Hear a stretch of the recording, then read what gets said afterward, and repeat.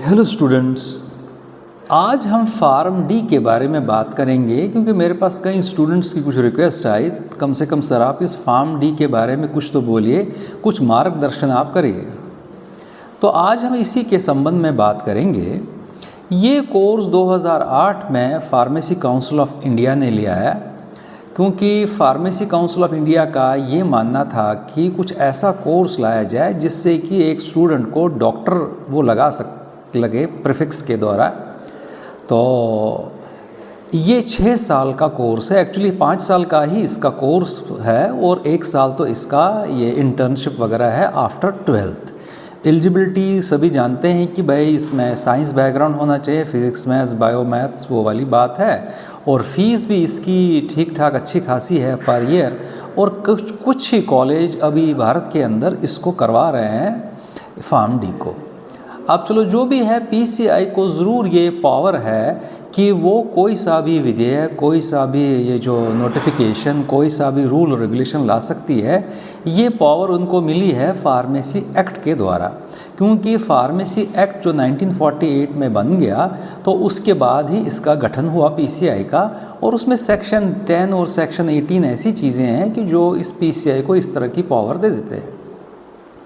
ठीक है, इस कोर्स को लाने के पीछे यही मंशा थी कि भाई फार्मेसी का एक डॉक्टर के रूप में बराबर एक पैरेलल कुछ खड़ा हो सके।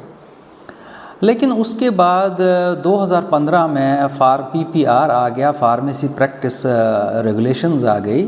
तो वो चीज़ें कुछ इस तरह वायरल हो गई तो लोग बाग ये इसको ऐसे इंटरप्रेट करने लगे कि अब हम फार्मासिस्ट को ही जो है एक तो फार्मा क्लिनिक खोल सकता है और हम ड्रग को या मेडिसिन को प्रेस्क्राइब कर सकते हैं।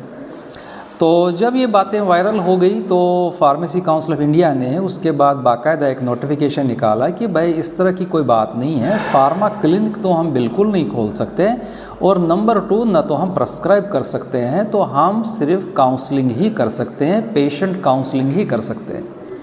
उसके बाद कुछ अच्छी खबर भी आ गई कि चलो ये डॉक्टर ऑफ फार्मेसी करके, फार्म डी करके क्लिनिकल फार्मासिस्ट की नियुक्तियां हो जाएंगी, मगर कहाँ पर? हॉस्पिटल्स में। अब क्लिनिकल फार्मासिस्ट करेगा क्या? तो वो पेशेंट काउंसलिंग नो डाउट वो करेगा, लेकिन वो भी जो उसका जो ट्रीटमेंट किसी पेशेंट का है, जो भी डॉक्टर ने प्रेस्क्राइब किया, उसी को वो मॉनिटर करेगा या उसी की देखरेख में वो पेशेंट को रिगार्डिंग जो भी उसका जो ट्रीटमेंट प्लान है उसमें चेक करेगा, इसमें कोई इनकम्पैटिबिलिटी तो नहीं है, इसमें कोई ड्रग इंटरेक्शन तो नहीं है, कोई भी प्रेस्क्रिप्शन में कोई ऐसे 2-3 तरह के कोई एंटीबायोटिक तो नहीं लिखे हैं, या कोई एडवर्स इफ़ेक्ट्स की बात है, पेशेंट की फ़िज़िकल कंप्लेंट्स क्या हैं, ये फार्माकोविजिलेंस की जो ये बातें आते हैं, एड या डोज प्रॉपर है, या इस तरह की जो इतने सारे एस्पेक्ट्स हैं, ये वो चेक कर सकता है, ये देख सकता है, इस पर एक अपनी राय कायम करेगा। यानी कि वो बाकायदा एक हेल्थ केयर का एक इम्पॉर्टेंट मेंबर है, इम्पॉर्टेंट टीम है, जो कि डॉक्टर के साथ साथ कंधे से कंधे मिलाकर वो चल सकता है। लेकिन अभी इस तरह की कोई जो प्रैक्टिकल चीज़ हम नहीं देख पा रहे हैं कि इनकी जो प्रॉपर रोल हॉस्पिटल में होना चाहिए वो नहीं है।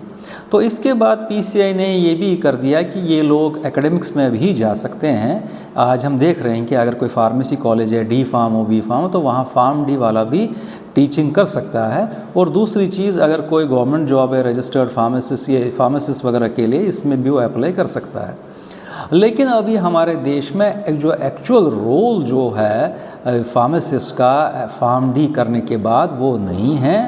और उम्मीद है कि आने वाले समय में इस तरह की कोई अच्छी चीज़ हो जाए, या जैसे प्राइमरी हेल्थ सेंटर्स हैं या कई जगह, वहाँ पर ये काफ़ी इम्पॉर्टेंट रोल प्ले कर सकता है। कुछ ओटीसी प्रिपरेशंस या ड्रग्स वगैरह कुछ प्रेस्क्राइब भी कर सकते हैं, पर ये उम्मीदें हैं, ये अब ये नहीं कि कल सुबह ही हो जाएगा, लेकिन ये रिसर्च में इनका एक इम्पॉर्टेंट रोल है। ये जो फार्म डी करने के बाद अच्छा कैरियर ऑप्शन है। मगर अब ये मैं कहूँगा कि जिस शख्स को विदेश में जाने की कोई बात हो, वो पहले इस तरह का सर्कल बना ले, तो विदेश में वो बिल्कुल एज फार्मासिस्ट ये फार्म डी क्वालिफिकेशन से ये अपना कैरियर बहुत अच्छी तरह से बन सकता है। यही पीछे की मंशा भी यही थी कि भाई जो हम वहाँ एब्रॉड जाते हैं तो वहाँ पर हमारा ये एम-फार्म या इस तरह की इतनी वैलिड नहीं थे, तो वहाँ पर भी एक अपने को एक टेस्ट क्वालिफाई करना था, नेपलेक्स वगैरह। तो अब उसके बाद ही वो प्रैक्टिस कर सकते थे एज अ फार्मासिस्ट वगैरह। तो फार्म डी करने के बाद तो ऐसी कोई प्रॉब्लम वहाँ आएगी नहीं।